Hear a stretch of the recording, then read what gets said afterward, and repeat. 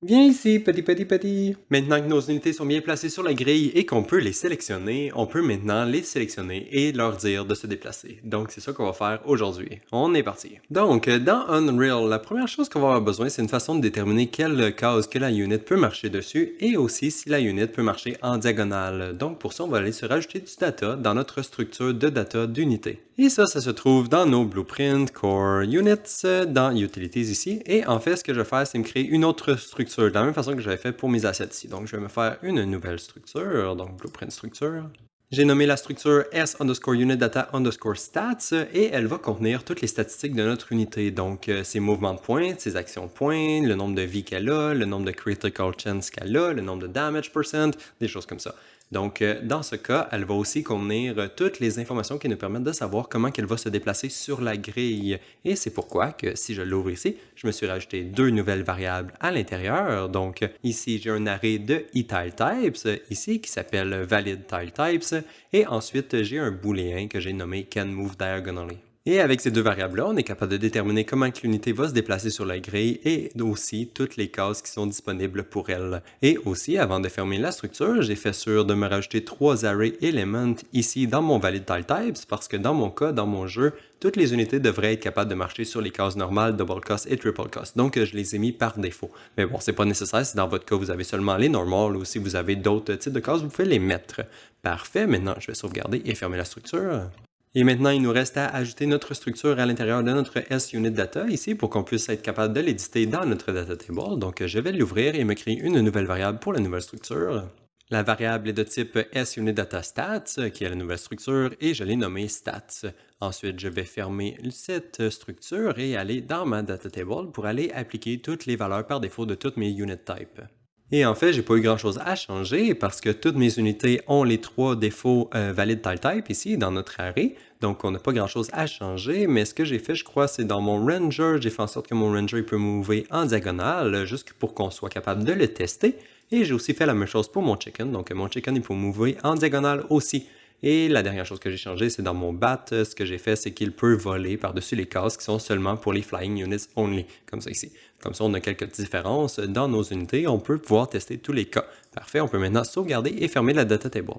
Et maintenant qu'on a du nouveau data à appliquer à notre unité, je vais aller faire quelques petits changements dans l'unité pour que ce soit un petit peu plus clair et que ça fasse plus de sens. Donc, ce que je vais faire, c'est ouvrir le BP unit ici et je vais aller dans le construction script là où on assigne notre data. Et ici, je vais simplement tout sélectionner ça ici et le convertir en fonction, donc collapse to function, qu'on peut rapprocher juste comme ça. J'ai renommé la fonction setUnitData et la variable simplement data, et maintenant je vais ouvrir la fonction pour aller faire quelques petits changements. Et maintenant, ce qu'on veut faire, c'est prendre le data qu'on reçoit en input et le sauvegarder dans une variable du blueprint, donc je vais faire clic droit dessus et promote to variable. Juste comme ça, donc j'ai renommé ma variable UnitData et elle est maintenant sauvegardée à l'intérieur du blueprint. Et tant qu'à être ici, ce que je vais aller faire, c'est supprimer notre test anim index, la variable qu'on avait créée pour tester nos animations, parce qu'on n'en aura plus besoin à partir d'aujourd'hui. Donc, je vais aller la supprimer. Et ça, c'était utilisé dans notre event graph dans le begin play ici. Donc, on va supprimer un petit peu tout ça, mais avant, ce que je vais faire, c'est collapser ça dans une fonction, parce qu'on va vouloir changer notre anim state plusieurs fois tout au long du projet. Et je crois que ce serait mieux que de le faire avec une seule fonction au lieu d'appeler nos trois nodes à chaque fois comme ça. Donc, je vais les sélectionner et les collapse en fonction, comme ça ici. Ensuite, je peux enfin supprimer tout ça ici et rapprocher ma fonction au begin play. Et par défaut, quand la partie commence, on va setter notre unit à idle. Comme ça, elle va jouer son animation de idle par défaut. Parfait, maintenant je vais aller à l'intérieur pour nettoyer la fonction un tout petit peu. Et en fait, j'ai pas fait grand chose, j'ai simplement renommé la fonction setAnimationState et voilà, tout est beau. Maintenant, on peut supprimer notre variable juste ici qu'on n'en aura plus besoin. Parfait, on peut compiler. Et maintenant, c'est le temps d'aller nous créer notre action pour déplacer nos unités. Donc, je retourne ici, je vais aller dans mon Core Player Action, je vais aller dans mon Pathfinding et en fait, je vais dupliquer notre action de Find Path to Target parce que ça va y ressembler beaucoup. Je l'ai nommé Action underscore Move Unit on Grid. Je vais l'ouvrir, mais je vais rien faire ici pour l'instant. Je vais aller me créer mon bouton avant. Comme ça, on va pouvoir focuser sur la logique après. Donc, je retourne ici et je vais aller dans mon debug menu, dans mes actions. Et je vais faire la même chose. Je vais dupliquer le button Action Find Path to Target. Et ensuite, je vais le renommer pour que ce soit correspondant avec notre action. Donc, le nom, c'est Button underscore Action underscore Move Unit on Grid. Et je vais aussi l'ouvrir. Et en fait, ici, ce que je vais faire, c'est supprimer les deux checkbox et le premier slider. Donc, ces trois-là, on peut les enlever et on va simplement garder un slider. Mais par contre, je ne vais pas le renommer tout de suite. On va le faire plus tard dans la vidéo. Pour l'instant, on va ignorer ça. Et on peut simplement compiler comme ça ici. Et en fait, là, ça va nous faire des erreurs, donc on peut aller les réparer. Oh, en fait, avant de réparer ça, je vais retourner dans le designer et j'ai oublié de renommer mon bouton et de changer les actions qui sont sélectionnées. Donc, je vais renommer mon bouton select/move unit et ensuite, pour le left click action, on va le garder comme ça parce que ça sélectionne notre unit, donc c'est bien. Mais l'autre, on va assigner notre nouvelle action qu'on vient de créer. Donc, action underscore move unit on grid. Parfait, maintenant on peut compiler pour vrai et retourner réparer les erreurs dans le graphe. Et ici, je vais simplement supprimer tout ce qu'on n'a plus besoin. Donc, je vais aller commencer par ici et supprimer mes deux checkbox ici et supprimer ma spinbox que j'ai supprimée dans le designer. Donc, on peut simplement garder la spinbox qui nous reste. Et ensuite, je vais aller faire la même chose ici. Donc, je peux supprimer toutes les variables qu'on n'a pas besoin. Donc, ces variables-là ici, je vais simplement garder la spinbox qu'on avait juste ici. Et ensuite, on set une variable qui n'existe pas, donc je vais juste la supprimer pour l'instant. Ensuite, à droite, je vais faire la même chose, je vais supprimer toutes les spinbox et les checkbox qui ne sont pas celles que nous avons conservées, donc tout ça ici. Et finalement, il reste juste à remplacer le cast avec le cast vers notre action qu'on vient de créer, donc action Move Unit on Grid. Donc, je vais juste la connecter à la place de cette façon, donc comme ça, comme ça, comme ça, et je vais simplement la connecter à la fin comme ça ici. Ça ne fonctionnera pas 100%, mais pour l'instant, au moins, ça compile et on peut s'en servir. Et justement, c'est ce qu'on va aller faire, donc on va aller l'ajouter dans notre table. Donc, je vais retourner dans Entry, je vais aller dans mes tables, donc Debug Menu Tab et ouvrir Tab Pathfinding ici. Et ici, ce que je vais faire, c'est ajouter mon action. Donc, je vais chercher pour le nouveau bouton qu'on a créé, donc Button Action Move Unit on Grid, le prendre, le mettre dans ma vertical box juste ici, et je vais lui donner un petit 2 de padding pour que ce soit comme les autres. Parfait, maintenant on peut compiler, sauvegarder la table et la fermer, on n'en aura plus besoin, et on peut aller dans notre action. Comme ça, on va pouvoir faire notre logique. Et donc, c'est quoi qu'on va faire pour la logique de notre action? Bon, allons voir dans le Execute Action pour savoir ce qu'on va faire. Ici, bon, ok, ça fait les choses de base. Et ensuite, ce qui nous intéresse, c'est le Find Path juste ici. Et ici, on peut voir que ça utilise notre variable de Include Diagonals qu'on a ici pour setter le Diagonals. Et même chose pour les Tile Types qui sont ici. Mais ça, on ne veut pas faire ça. On veut utiliser les variables qui sont directement dans l'unité. Donc, on va supprimer ces deux variables-là ici et les remplacer par les variables de l'unité. Et on va aussi faire la même chose pour ces deux variables-là. En fait, ces deux variables-là, on va juste les supprimer parce qu'on n'en aura plus besoin. Et c'est comme ça qu'on accède aux data. Donc, dans les Player Actions, on prend l'unité qui est sélectionnée et ensuite, on prend son unit data. Ensuite, on break les structures pour avoir ce qu'il y a à l'intérieur et on peut simplement les connecter directement à notre fonction. Donc, le valid tile type va dans les tile types et le diagonal va dans les diagonales, comme ça ici. Maintenant, je vais juste le rapprocher et on s'en fout du délai et du max millisecondes. On va les laisser à 0 pour l'instant. Mais par contre, ici, on va avoir tout plein d'erreurs si jamais notre selected unit n'est pas valide. Donc, si on n'a pas d'unité qui est sélectionnée. Donc, ce qu'on va faire, c'est ici, avant de faire tout ça ici, on va s'assurer que l'unité est sélectionnée avant de faire quelque chose. Parce que si jamais on n'a pas d'unité sélectionnée, on ne veut pas essayer de trouver un path pour l'unité parce qu'il n'y en a pas. Donc, ce que je vais faire, c'est juste déplacer tout ça ici, me faire un petit peu d'espace et me faire un isValid juste ici. Donc, je prends mon player action, je prends l'unité qui est sélectionnée et je regarde si elle est valide. Comme ça va nous dire si l'unité est sélectionnée, si on a une unité qui est sélectionnée et si c'est le cas, on va essayer d'y trouver un path. Sinon, on ne va pas essayer de faire grand chose parce qu'on n'aura pas d'unité de sélectionner. Et maintenant qu'on a fait tout ça, on n'aura plus besoin de nos 4 variables qu'on a ici. Donc, je vais simplement toutes les supprimer. Donc, bye bye, bye bye, bye bye. Maintenant, je vais compiler et on peut passer à la prochaine étape qui est de passer le path qui a été généré à notre unité. Donc, dans le onPathFinding completed, ici, on vient de recevoir un path. Il reste juste à la passer à notre unité et lui dire de se déplacer. Mais avant de faire ça, je vais juste commencer par déplacer ça ici pour me faire un petit peu d'espace et utiliser la variable directement au lieu du input, comme ça ici. Et ensuite, ce qu'il faut faire, c'est s'assurer que l'unité sélectionnée est encore valide parce que c'est possible que le joueur ait eu le temps de désélectionner l'unité entre le temps qu'il a demandé le path et le temps que le path a été complètement généré. Donc ici, on va juste assurer que l'unité sélectionnée est encore valide. Et maintenant, notre unité est valide et on a highlighté le path. Il reste seulement à passer le data à notre unité et lui dire « OK, marche le long de ce path-là ». Mais là, en ce moment, on n'a pas de fonction pour faire ça, donc on va aller le faire directement dans l'unité. Et en fait, au lieu de me créer une fonction ici, je crois que je vais me créer un event ici parce que je crois que ça fait plus de sens vu que le déplacement au long du path va durer quelques secondes et c'est pas une fonction qui va retourner quelque chose. Je crois que ça fait plus de chances que ce soit un événement à la place. Donc, je vais juste me créer un custom event ici. J'ai nommé mon événement event underscore follow path et je lui passe un arrêt de endpoint pour le path ici. Donc, parfait. Maintenant, on peut aller l'appeler dans notre action. Donc, ce que je vais faire ici, c'est à partir de mon selected unit, je vais appeler mon événement follow path, comme ça ici, à la fin de ma for each loop. Et il faut lui passer le path, évidemment. Donc, voilà, ça c'est fait. Et maintenant, on peut retourner à l'intérieur de notre unité pour faire le déplacement lui-même. Et ici, la première étape qu'il faut faire, c'est s'assurer que le path qu'on reçoit en input est plus grand que 0 parce qu'on ne veut pas que l'unité se déplace sur un path qui n'existe pas. Et maintenant qu'on s'assure que le path est valide, ce que je vais faire, c'est le mettre dans une variable, donc promote to variable, que je vais juste setter ici. Comme ça, on va être capable d'itérer à travers notre variable et enlever, mettons, on va se déplacer jusqu'à la case 0, on va enlever la case 0, on va se déplacer jusqu'à la case 1, on enlève la case 1, on va se déplacer, et ainsi de suite. Donc comme ça nous permet de pouvoir la réutiliser plus tard et de la modifier si on a besoin. Et pour le nom de la variable, je l'ai nommé current path to follow. Et maintenant qu'on a un path qui est valide et l'unité est prête à se déplacer dessus, ce que je vais faire, c'est commencer par changer son animation. Donc, je vais copier ma fonction ici et la mettre là. Et on va s'assurer que l'unité ne soit plus en idle, mais qu'elle se devienne en mode walk. Comme ça, l'unité va se mettre à marcher. Et comme ça, on va pouvoir la faire se déplacer sur le path en même temps qu'elle marche.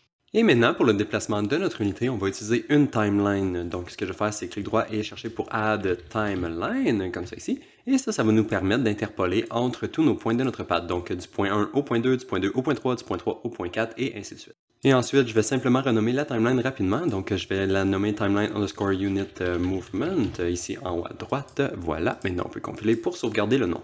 Et si c'est la première fois que vous utilisez une timeline, vous savez probablement pas c'est quoi en fait. Et en fait, c'est juste des clés d'animation. Donc si je clique dessus, si je double-clique sur ma timeline, on voit que ça rouvre une nouvelle fenêtre ici. Et dans la fenêtre, on peut se créer des curves d'animation ici en haut à gauche. Donc premièrement, je vais juste commencer par changer la length et je vais le mettre à 1 seconde au lieu de 5 secondes. Et ensuite, je peux me créer une float track ici, le premier bouton. Donc là, ça va me créer une clé d'animation, une curve d'animation pour un float.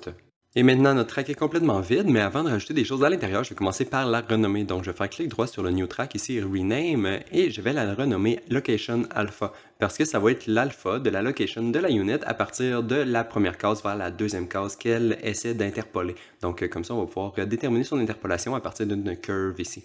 Et maintenant que la track a le bon nom, si on retourne dans l'Event Graph ici, on devrait voir qu'on a une nouvelle pin qui est sortie de notre timeline qui a justement le même nom que notre track. Donc ça, ce que ça va faire, ça va nous donner exactement la valeur de notre track basée sur le temps qu'on est en ce moment. Donc si on est rendu à 0.5 secondes dans notre animation, la valeur qui va nous être retournée, c'est la valeur qu'on a setée dans la curve à 0.5 secondes dans notre animation. Donc voilà, on va pouvoir aller rajouter des clés à l'intérieur de notre animation pour pouvoir justement changer cette valeur-là. Et pour faire ça, je vais simplement faire un clic droit et cliquer sur Add Key to Curve Float et je vais le faire une deuxième fois. Donc Add Key to Curve Float, on va avoir deux clés sur notre curve. Et maintenant pour les valeurs de nos clés, ce que je vais faire, c'est simplement les sélectionner et pour la première clé ici, je vais écrire 0 et 0, donc elle commence à 0 en temps et 0 en valeur dans le coin en bas à gauche. Et ensuite pour la deuxième, je vais la mettre à 1, 1. Donc comme ça, à 1 seconde dans notre animation, la clé va être à 1 en valeur. Pour l'instant, c'est une ligne droite, mais si jamais on veut la mettre un peu plus smooth ou changer la curve de l'animation, on va pouvoir le faire dans le futur. Et voilà, c'est aussi simple que ça. On a terminé avec la timeline pour l'instant, donc on peut retourner dans notre graphe et l'utiliser pour déplacer l'unité sur la grille. Et on va faire ça en utilisant un set actor location and rotation. Je sais qu'en ce moment, on ne change pas la rotation, mais on va faire ça un petit peu plus tard. Donc, faites juste l'ignorer pour l'instant et on va focuser sur la location pour l'instant. Et ce qu'on va faire, c'est le connecter juste ici, dans le update. Donc, à chaque fois que la timeline va avancer, ça va appeler notre fonction qui va changer la position et la rotation de notre acteur basée sur les valeurs qu'on va recevoir de notre timeline. Et ensuite, comme qu'on reçoit ici, c'est une location alpha et non une location, on reçoit juste un chiffre entre 0 et 1, on va s'en servir pour faire un lerp. Donc ce que je vais faire, c'est draguer à partir de mon new location et chercher pour lerp vecteur, comme ça ici, et ça va nous permettre d'interpoler entre la case précédente et la nouvelle case vers laquelle on veut se déplacer. Donc on peut simplement connecter notre alpha comme ça, juste ici. Donc maintenant, on va pouvoir interpoler facilement entre deux cases. Et maintenant, si on veut pouvoir interpoler comme il faut entre la case courante et la prochaine case, il faut lui passer les deux vecteurs des deux positions de nos deux cases. Mais bon, vu qu'en ce moment, on veut être capable aussi d'interpoler notre rotation, je vais me créer directement deux transformes. Donc, variable ici, je vais me créer une variable pour le premier transform, une variable pour le deuxième transform. J'ai nommé ma première variable Previous Transform et c'est un transform évidemment, et la deuxième, je l'ai nommé Next Transform et c'est aussi un transform. Et le Current Transform de l'unité va se retrouver à quelque part entre les deux ici. Donc si jamais notre unité est plus près de 0.5, donc on va dire 0.5 de notre timeline ici, on va interpoler entre les deux transforms qu'on a là. Donc si notre timeline est à 0.5, notre unité va se retrouver exactement au milieu. Si jamais la timeline était à 0.90, on va dire, eh bien la position de l'unité va être beaucoup plus proche du Next Transform que du Previous Transform. Donc c'est ça, la position du Current Transform de notre unité va se retrouver entre les deux transforms dépendant de la valeur de notre timeline. Et donc on va setter nos deux variables ici, donc le Previous Transform et le Next Transform, avant d'appeler notre timeline. Donc on set les deux variables et ensuite on interpole entre les deux variables ici. Et maintenant, pour setter nos deux variables, on va commencer par le Previous Transform ici, et c'est super simple. On a seulement à prendre l'acteur transform de notre unité et la connecter de cette façon, parce que notre unité se trouve déjà sur une case, et on veut interpoler à partir de cette position-là. Donc, peu importe où ce que notre unité allait, on va prendre sa position et on va interpoler vers la prochaine position. Et maintenant, pour le Next Transform, ça va être un petit peu plus compliqué parce qu'il faut savoir où se trouve la case dans le monde, donc la case vers laquelle on veut se déplacer. On veut savoir où est-ce qu'elle est dans le monde et pour pouvoir faire ça, eh bien, on a besoin d'avoir une variable de notre grille et ce n'est pas le cas en ce moment. On n'a aucune valeur pour notre grille. Donc, je vais me créer une nouvelle variable. J'ai nommé ma variable grid et elle est de type bpgrid évidemment et ensuite je vais l'utiliser juste ici, juste avant d'aller setter notre variable. Donc la variable n'est pas settée, mais bon, on peut quand même faire le code qui est juste ici pour s'en débarrasser. Donc pour setter notre next transform, ce qu'on ferait, c'est on prend nos grid tiles dans notre grille et on trouve le premier index de notre liste qui est ici. Donc le current path, on prend son premier index qui est l'index de 0. Ensuite on find pour avoir accès à son transform, donc on peut le setter maintenant, donc on sait où l'unité devrait se déplacer et se retrouver sur notre grille. Et voilà, maintenant que les deux transforms sont setés, on peut les prendre à gauche et les splitter pour avoir accès à leur location. Donc je prends mon previous et mon next ici. Et ce qu'on peut faire, c'est les connecter à notre lerp, donc le A et le B. Donc on se déplace vers notre previous, vers notre next, comme ça ici. Et maintenant, ça devrait fonctionner, on devrait avoir notre unité qui se déplace sur notre grille. Mais avant de pouvoir aller tester ça, il faut se rappeler qu'il faut setter notre grille à quelque part parce qu'on s'est créé une variable, mais on l'applique jamais nulle part, donc la variable est toujours invalide, donc il faut aller la setter. Et pour ça, je vais juste me créer une petite fonction rapide pour pouvoir setter notre grille. J'ai simplement nommé ma fonction setGrid et je lui passe la grid que j'utilise pour setter ma variable. Et maintenant, on va aller appeler notre fonction à l'endroit où on place notre unité sur la grille. Et ça, c'est dans le Combat System. Donc, je vais retourner ici, je vais aller dans Core Combat et ouvrir mon Combat System. Et je vais aller à l'intérieur de ma fonction AddUnit in Combat, juste ici. Et je l'ajoute juste comme ça à la fin, donc on set notre grid de notre unité. Donc parfait, maintenant on peut compiler et aller voir in-game, voir si on a un résultat qui commence à fonctionner. Et maintenant, je vais me rajouter une unité sur ma grille, donc celle-là ici, et ensuite je vais la sectionner et essayer de la déplacer. On va dire jusqu'ici. Ok, bon, l'unité s'est déplacée. Elle a arrêté de bouger. Ben, elle continue de marcher, mais elle s'est pas rendue jusqu'à la fin. C'est étrange, mais au moins, elle se déplace. Donc, on voit que l'unité se déplace et interpole du point où ce qu'elle est en ce moment jusqu'à la prochaine case. Donc, c'est un début, mais par contre, c'est ça. Une fois qu'on a fini d'interpoler vers la prochaine case, il faudrait commencer à interpoler jusqu'à la prochaine, et la prochaine, et la prochaine, et la prochaine. Donc, il faut répéter notre loop qu'on a fait avec notre timeline encore et encore et encore jusqu'à ce qu'on arrive à la fin du path. Donc, en ce moment, c'est pas le cas, mais bon, il faut aller faire ça. Donc, je vais faire stop et aller dans notre BP unit. On va aller où est-ce qu'on a notre timeline et on va faire ça juste ici. Et en fait, c'est pas très compliqué à faire. Il faut seulement que, quand que notre timeline est finie, mettre à jour notre liste. Donc, on a fini de processer le premier élément de notre liste ici. Donc, on va le retirer de la liste parce qu'on a fini avec. Donc, c'est terminé. On peut l'enlever. Et ensuite, ce qu'il faut faire, c'est simplement réexécuter notre loop comme ça. Donc, ce qu'on fait, c'est on loop, on update la position de notre variable, on update la position de notre unité, et une fois que c'est terminé, on enlève l'index et on recommence. Donc on prend le prochain premier index de notre liste, on refait notre timeline qui va updater la position de l'unité, on enlève, on continue, on update la position, on enlève, on continue, et on fait ça jusqu'à ce qu'on arrive à la fin de notre path. C'est pas très beau et je sais que ça fonctionnera pas parfaitement, mais c'est bon comme preuve de concept. Donc on va aller tester, voir si ça fonctionne déjà pour commencer. Donc je place mon unité, ensuite je la sélectionne et j'essaie de bouger. Et on voit que l'unité maintenant, et voilà, elle se déplace jusqu'à la fin du path, une case à la fois. Parfait. Ok, une fois que le path est terminé, par contre, notre liste est maintenant vide. Et là, on a plein d'erreurs parce que l'unité essaie de se déplacer sur une liste complètement vide et ça fonctionne pas. Mais par contre, si on redessine un nouveau path, on voit que ça fonctionne très bien jusqu'à ce que ça arrive à la fin. Mais bon, ça, on va aller réparer ça. Et on va aussi réparer plusieurs choses en même temps quand on va réparer ça pour faire sûr que notre liste ici n'est pas vide et aussi juste pour que ce soit plus propre que juste avoir une loupe comme ça. C'est pas très beau. Et pour faire ça, je vais déplacer quand même beaucoup de code, donc faites juste me suivre. Je vais aller ici au tout début et je vais commencer par me créer un nouveau custom event que j'ai appelé Continue to Follow Path. Et ensuite, juste ici, après qu'on ait fait le remove index, au lieu de retourner dans le previous transform ici, on va appeler notre event qu'on vient de créer. Donc je vais juste le déconnecter et appeler l'event, donc Continue Follow Path, juste comme ça ici. Et ensuite, la première chose que notre événement va faire, c'est s'assurer qu'il y a encore des éléments dans notre arrêt parce qu'on ne veut pas essayer de se déplacer vers une case qui n'y a plus d'éléments à l'intérieur. Donc, je vais juste m'assurer ici que la length de mon path est toujours supérieure à 0 avant de passer à la prochaine itération. Et ensuite, si c'est true, s'il nous reste encore des cases à traverser, on peut simplement continuer notre loop de cette façon. Donc, on continue de marcher sur notre path. Mais par contre, si c'est false, ça veut dire qu'on avait déjà traversé toutes les cases qu'on avait à traverser. Donc, on a fini de marcher. Donc, je vais juste me reconnecter ici pour setter mon animation state et je vais le remettre en idle parce qu'on a fini de marcher, on retourne en idle et le path est complété. Et voilà, juste ça, ça devrait réparer tous les problèmes qu'on avait. Donc, avant d'aller tester, je vais juste faire un petit peu de clean-up. Donc, je vais juste déplacer des choses ici, juste pour que ça soit un petit peu plus propre. Je vais me refaire de l'espace comme ça ici. Je vais redéplacer mon index à la fin, comme ça, voilà. Et ici, au lieu de me connecter directement, je vais simplement appeler mon événement. Donc, je peux appeler mon événement Continue to Follow Path juste ici. Donc, on commence à follow un path, on appelle notre événement Continue, qui commence ici, qui fait toutes nos loops, et une fois que c'est terminé, ça retourne en idle.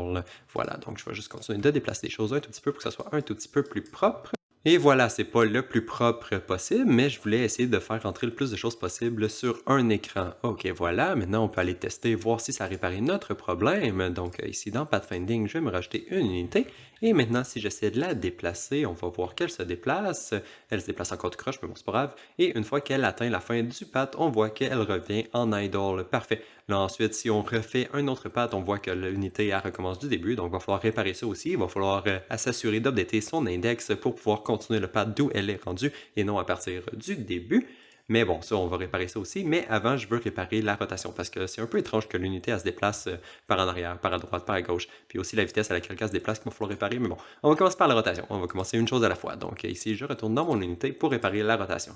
Et pour faire ça, on va utiliser un lookat parce qu'on veut que notre unité regarde la case vers laquelle elle veut se rendre. Donc pour faire ça, ici j'ai mon next transform que je vais commencer par déconnecter et je vais le splitter. Donc on va splitter ça ici et on va reconnecter la location. Comme ça, on va pouvoir avoir le moyen de changer notre rotation indépendamment de la location. Et maintenant, on va se faire notre lookat, donc comme ça ici, et il faut lui passer un start et une target. Donc le start, c'est l'endroit où nous sommes en ce moment. Donc je vais prendre mon previous transform ici que je vais splitter pour accéder à ma location de ma case précédente. Donc je le mets dans le start. Et ensuite, pour le target, ça va être la position de la case vers laquelle on veut se rendre. Donc la target qui est ici.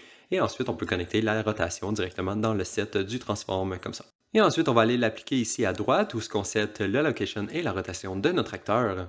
Et pour faire ça, je me suis simplement rajouté un lerp ici pour mon rotator avant de le setter et je fais sûr de cocher ma case de shortest path parce que sinon ça va donner des petits flickers un petit peu étranges. Donc voilà, on passe notre previous et notre next dans le lerp qu'on peut ensuite setter à notre acteur transform location and rotation. Mais par contre, s'il faut setter un alpha, donc on va se créer une nouvelle track dans notre timeline pour notre alpha de rotation. Donc on va aller là-dedans. Et ici, je vais me créer une nouvelle float track que je vais renommer Rotation Alpha. Et ensuite, on va ajouter 2 points dans notre curve, comme ça ici. Et ensuite, pour les valeurs, on veut que ce soit différent de notre location alpha, évidemment, parce qu'on ne veut pas que l'unité soit en train de tourner tout le long de son trajet. On veut que l'unité tourne plus rapidement que le temps que ça lui prend pour se rendre. Donc, c'est pour ça qu'on va avoir deux valeurs différentes, complètement différentes de celles de la location. Donc, pour qu'on puisse la faire tourner plus rapidement, notre première clé ici, on va mettre 0 et 0. Donc, on commence à tourner dès le début de notre animation. Et ensuite, c'est où qu'on décide qu'on a terminé de tourner. Et en fait, je crois que à 0.6 secondes devrait faire du sens. Donc, à 0.61, comme ça ici, comme ça, l'unité va avoir complètement fini de tourner à 0.6 secondes durant le trajet, ce qui est beaucoup plus rapide que la fin de notre trajet ici pour la location. Et finalement, juste pour que la rotation elle soit un petit peu plus smooth, je vais sélectionner mes deux clés comme ça ici, faire clic droit et cliquer auto. Comme ça va juste rajouter une petite curve dans l'animation, juste comme ça ici. Et maintenant, on peut retourner dans l'Event Graph pour connecter notre alpha. Donc, je vais le prendre ici et le connecter à mon Rotation Alpha ici, que je peux rajouter une petite Reroute Node parce que c'est déjà un petit peu messy. Donc, comme ça, voilà, c'est fait. Et maintenant, on devrait pouvoir aller tester. Donc, je vais retourner ici, faire play, ajouter mon unité dans le combat et ensuite la sélectionner et essayer de la faire se déplacer. Et on voit que, et voilà, elle tourne avant de se déplacer et se rendre à la prochaine case. Donc, elle regarde dans la direction qu'elle s'en va. Peut-être qu'elle tourne un petit peu plus lentement, mais bon, on peut l'accélérer dans le futur si jamais vous voulez qu'elle tourne plus rapidement avant de marcher. Mais bon, je crois que ça fait du sens pour l'instant. Parfait. Par contre, là, ici, le path prend beaucoup de temps à se traverser. L'unité, elle prend vraiment beaucoup de temps pour se rendre à la fin. Donc, c'est pour ça que j'avais rajouté un petit slider ici qu'on avait gardé au début parce qu'on veut pouvoir jouer avec la vitesse. Et c'est ce qu'on va aller faire. On va aller connecter le slider juste ici à notre timeline pour la faire jouer un petit peu plus rapidement ou plus lentement, dépendant de nos besoins. Donc, on va aller faire ça. Et pour faire ça, on doit commencer par retourner dans notre unité pour se créer notre nouvelle variable qu'on va utiliser. J'ai nommé la variable Move Duration per Tile parce que c'est le nombre de temps que ça nous prend à notre unité à traverser d'une case à l'autre. Il s'agit d'un float et j'ai mis la valeur par défaut à 1 parce que c'est la longueur de notre timeline ici. Et on va l'utiliser pour affecter le playrate de notre timeline. Comme ça, on va pouvoir soit décider de la mettre plus rapidement ou plus lentement. Mais bon, la première étape, c'est d'accéder à notre timeline. Donc, get timeline unit movement, comme ça ici. Et ensuite, on peut simplement faire un set playrate dessus, comme ça. Et c'est comme ça qu'on va la connecter juste avant d'appeler notre timeline. Donc, on va setter le playrate basé sur la longueur de notre timeline qu'on divise par notre variable. Comme ça va nous dire la vitesse à laquelle il faut jouer notre timeline pour qu'elle soit exactement cette duration-là. Et maintenant, on va aller setter la valeur de notre variable dans notre action. Donc, on va aller ici, juste avant d'appeler notre event follow path. Juste ici, on va setter la variable. Donc, set move duration per tile, comme ça ici. Et voilà, maintenant je vais mettre ça dans une variable pour qu'on puisse le changer dans le user interface. Donc je vais le promoter en variable. Je l'ai nommé Move Duration et maintenant on peut aller l'attacher dans notre bouton d'action. Donc je vais aller juste ici. Et on peut simplement le connecter de cette façon en utilisant la valeur de la spinbox qui restait dans l'interface. Donc on set notre Move Duration. Et maintenant ce que je vais faire, c'est aller dans mon designer pour changer les valeurs qui sont sur ma spinbox et le nom. Et voilà, donc j'ai renommé ma spinbox ici Move Duration et j'ai changé son nom pour que ce soit écrit Move Dur. Ensuite, pour le min-max value, j'ai mis 0.001 en minimum parce que je veux pas qu'on puisse mettre 0 parce qu'on peut pas diviser par 0, donc on peut pas pouvoir être capable d'écrire 0 dans la spinbox ici. Et ensuite, pour le maximum, j'ai mis 2 secondes parce que je trouve que c'est déjà très long. Ensuite, la valeur par défaut, j'ai mis 0.25 parce que c'est une valeur que je trouve qui fait du sens. Et ensuite, le min-max digit, je les ai mis à 3 et le delta est à 0.001. Parfait, maintenant on peut compiler et aller tester ça pour voir ce que ça donne in-game et voir si on est capable d'accélérer ou ralentir la vitesse de déplacement de l'unité sur la grille. Donc maintenant, si je sélectionne mon unité et que j'essaie de la faire se déplacer, on voit que c'est déjà plus rapidement parce qu'elle utilise ma valeur de 0.25 ici. Et ensuite, si j'essaie de la remettre, mettons, à 1.2 secondes, 1.5, on voit que, et voilà, c'est très lent si je mets à 2 secondes. Et voilà, là, ça prend beaucoup de temps. Mais par contre, si je la remets très basse, on va dire à 0.12, boum, la unit, on voit qu'elle court. Donc, vous pouvez pouvoir changer ça si vous voulez. Comme ça, si jamais vous voulez une unité qui puisse courir ou une unité qui marche lentement ou une unité qui se téléporte presque, comme ça, chou, chou, chou, on voit que ça fonctionnerait aussi. Mais bon, dans mon cas, je crois que je vais probablement utiliser juste 0.25 tout au long de la série parce que je crois que c'est une valeur qui fait du sens. Anyway, bon, ça c'est fait. Maintenant, on peut passer à la prochaine étape qui est en fait d'updater la valeur de la position de notre unité sur notre grille dans le data parce qu'en ce moment, ça se passe pas. C'est juste le visuel qui se fait mettre à jour, donc c'est pas très bon. Donc, il faut juste aller modifier aussi la position de notre unité dans le data au fur et à mesure qu'elle se déplace tout au long du path. Donc, on va aller faire ça. Et la première chose pour faire ça, c'est d'aller nous ajouter un nouveau callback dans notre unité. Comme ça, on va pouvoir notifier tous les objets dans le jeu qui en ont besoin lorsque l'unité se déplace sur la grille. Donc, je vais dans mon unité ici, je me crée un nouveau Event Dispatcher. Je l'ai nommé OnUnitReached et je lui passe deux inputs. Donc le premier, c'est l'unité qui vient de se déplacer et le deuxième, c'est l'index sur lequel l'unité est rendue. On va appeler ce callback-là à chaque fois que notre timeline soit complétée. Donc à chaque fois qu'elle est finished, on va l'appeler juste ici et on lui passe l'unité évidemment et ensuite on lui passe l'index que nous venons d'arriver dessus. Donc l'index 0 juste avant qu'on l'enlève de la liste. Donc on le prend dans la liste et on le passe dans le callback et ensuite on peut l'enlever.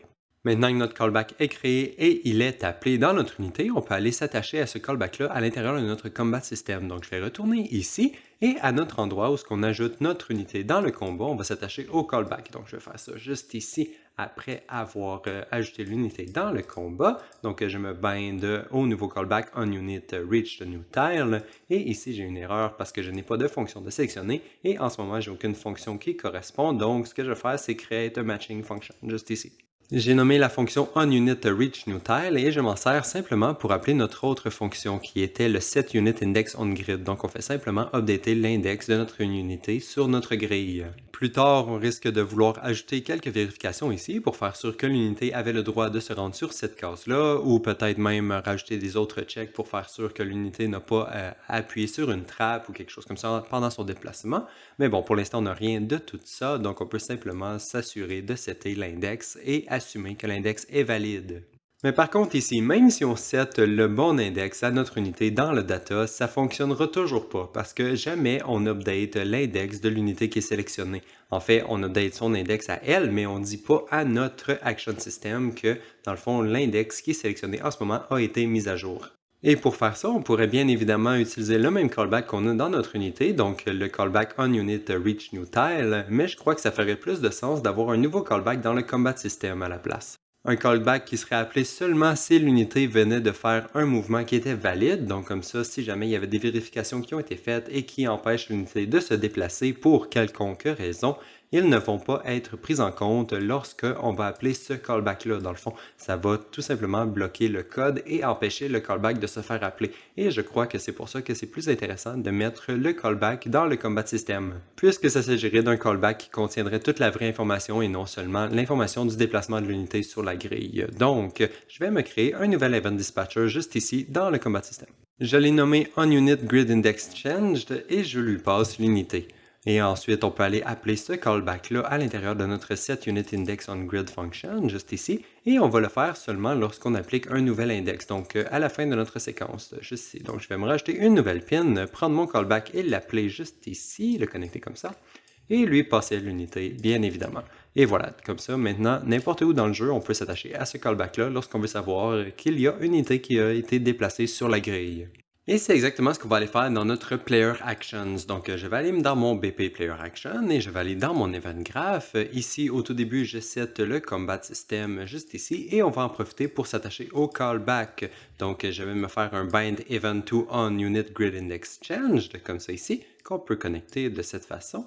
Et pour notre fonction ici, on peut créer une Matching Function, comme ça ici. J'ai nommé la fonction onUnitGridIndexChanged et la logique est relativement simple. Si l'unité qu'on vient de recevoir qui vient de changer d'index est la même que l'unité qui est sélectionnée en ce moment, on va simplement prendre son nouvel index et l'utiliser pour setter le selected_tile nUnit. Comme ça va juste réupdater tout en utilisant le nouvel index de l'unité.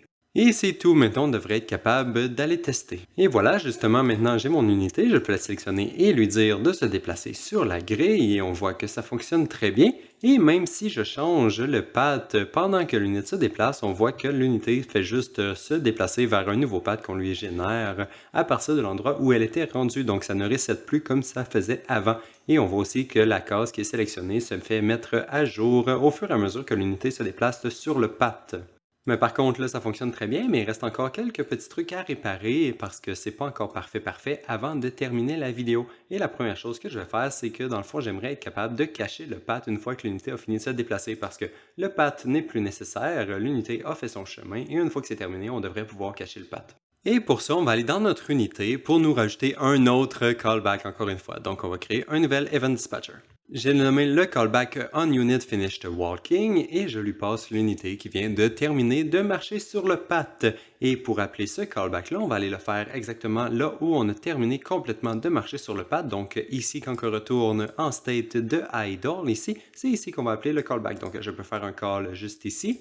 Pour l'unité, on peut simplement lui passer self parce que c'est l'unité qui vient de terminer de marcher et maintenant on peut compiler et aller nous attacher à ce callback à l'intérieur de notre action moveUnitOnGrid. Et la raison pour laquelle on va faire ça ici, c'est simplement parce que c'est cette action-là qui display le path sur la grille, donc on va se servir de cette action-là aussi pour le cacher.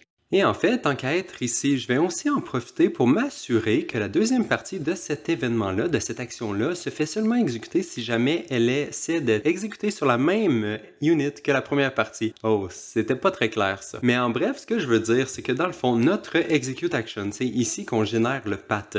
Et dans le onPathFinding completed, c'est là qu'on dit à l'unité, OK, suis ce path-là. Donc, il faut s'assurer que entre la première partie et la deuxième partie de notre action, l'unité n'a pas changé. Donc, si jamais on a désélectionné l'unité ou sélectionné une autre unité, on ne devrait pas être capable de dire à la nouvelle unité qui a été sélectionnée entre-temps de bouger. Ça devrait seulement s'exécuter si jamais la même unité a été utilisée pour la génération du path et pour le moment où on lui dit de se déplacer. Et ça, en fait, c'est seulement possible que ça arrive parce que dans le fond, ici, si on retourne voir notre fonction findPath, c'est possible de lui passer un délai et un maximum de millisecondes. Donc, c'est possible que le findPath, il prenne 2 secondes, 10 secondes, 20 secondes à s'exécuter. Donc, c'est vraiment beaucoup plus de temps que ça pourrait nous prendre de sélectionner une autre unité entre-temps, par exemple. Donc, c'est pour ça qu'ici, on va juste s'assurer que l'action ne s'exécute pas sur les mauvaises unités. Mais bon, si jamais le délai et les maximum millisecondes sont toujours à 0, ça devrait jamais causer de problème parce que l'action s'exécute instantanément. Mais si jamais vous décidez de rajouter du délai pour question de performance ou des choses comme ça, vous allez devoir vous assurer que l'unité n'a pas changé entre-temps. Et donc, c'est pour ça qu'on va faire ça tout de suite. Et pour faire ça, on va simplement retourner ici au tout début de la fonction. Donc, dans notre execute action, ici, on commence par regarder si notre unité qui est sélectionnée est valide. Et donc, à ce moment-là, je vais aussi en profiter pour la sauvegarder dans une variable. Donc, on promote to variable. Et voilà comme ça. Donc, je prends ma selected unit, je la sauvegarde dans une variable que j'ai nommée current unit. Et c'est cette variable-là qu'on va regarder si elle est valide. Et ensuite, je vais aussi en profiter pour aller à tous les endroits où on utilisait notre selected unit. Dans le fond, il y a seulement ici pour cette fonction-là, juste ici. Et on va le remplacer par le current unit parce que ça fait plus de sens comme ça. Donc, on utilise toujours la même unité pour tout au long de l'action. Et en fait, maintenant, on va aller faire la même chose pour dans notre seconde partie de notre action, donc dans le onPathFinding completed. Et ici, on va simplement remplacer notre selected unit juste ici dans le isValid. On va le remplacer par le current unit et on va faire la même chose en bas ici. Donc, le selected unit, on le remplace par le current unit de cette façon. Et maintenant, on arrive à la partie où on doit s'assurer que l'unité qui est sélectionnée en ce moment est toujours la même que la current unit qu'on avait set lors de la première partie de notre action. Donc, ce que je vais faire, c'est me faire un petit peu d'espace et utiliser une branche de cette façon juste ici pour m'assurer que la selected unit dans le player action est toujours la même que la current unit qu'on a setée au début de notre action. Comme ça, si jamais l'unité a changé entre-temps, tout le code qui est ici ne va pas se faire exécuter. Bon, ce détour-là n'était pas vraiment prévu, mais bon, on peut retourner à ce qu'on essayait de faire et c'était de cacher notre path quand l'unité a fini de se déplacer. Donc, on va aller faire ça dans notre execute action et on va aller se connecter au callback juste ici.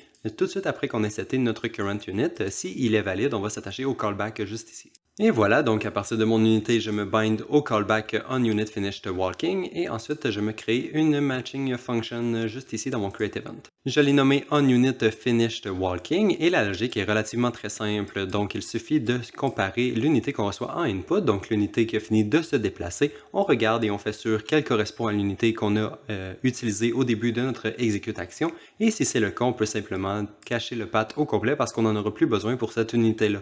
Donc, on fait juste clearer le state is in path dans nos grid tiles. Et maintenant, si on retourne tester tout ça, on va aller voir ce que ça donne. Donc, je prends mes unités ici, je vais en ajouter quelques-unes sur la grille pour le fun, et ensuite, je peux les sélectionner et les déplacer.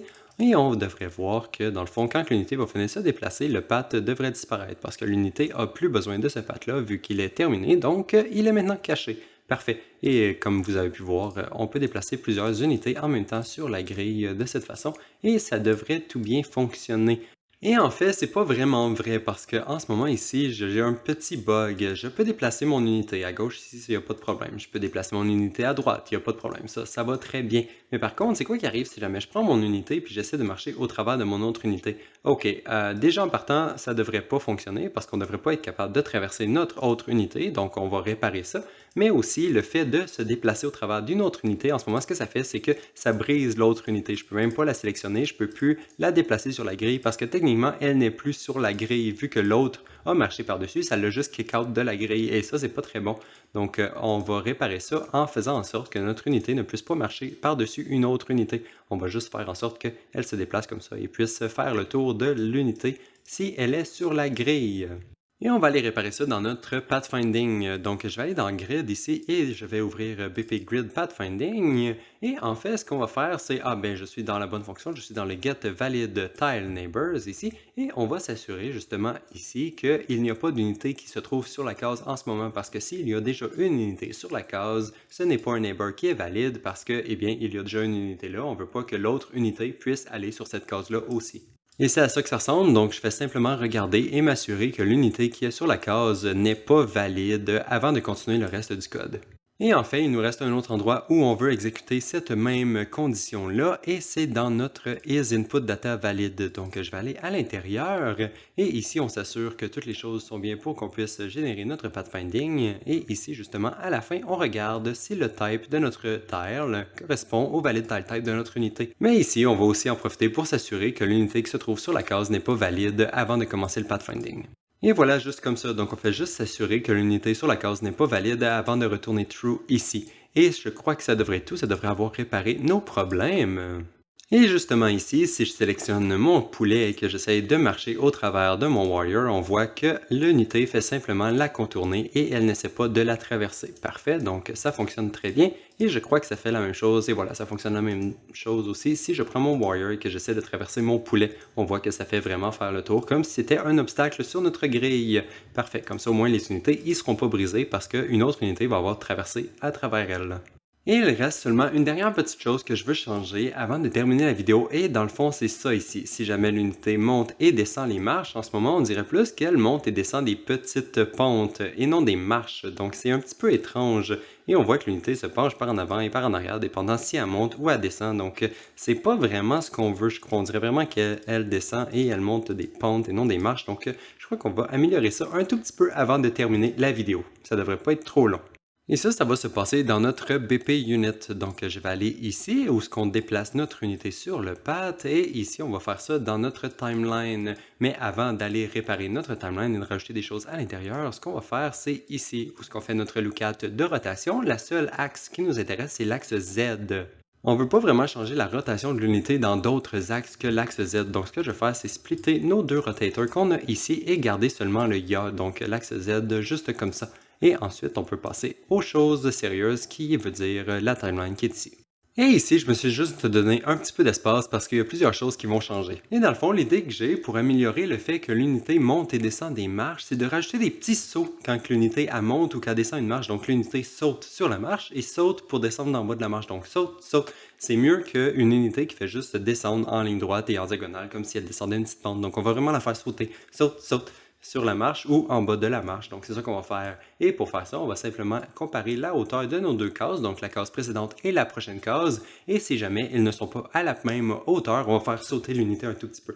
Et ici, pour regarder si les deux cases sont à la même hauteur, c'est très simple. Il suffit de prendre les deux locations Z, donc la hauteur de notre case précédente et la hauteur de notre case actuelle, et les comparer avec un nearly equal, juste pour regarder s'ils sont à la même hauteur ou non. Et c'est comme ça que j'ai décidé de connecter ça. Donc, je prends mon return de mon nearly equal, donc ce qui nous dit si ils sont à la même hauteur ou non, et je le branche dans un select. Si ils sont à la même hauteur, je prends un select de 0 parce que les deux cases sont à la même hauteur, donc on ne veut pas ajouter notre petit jump qu'on veut faire. Mais par contre, s'ils ne sont pas à la même hauteur, donc ça va être le false, on va le prendre ici, on va le connecter à une nouvelle track qu'on va se faire dans notre timeline. Elle n'est pas là en ce moment, donc on ne peut pas la connecter, mais on va se créer une nouvelle track qu'on va connecter dans le false ici.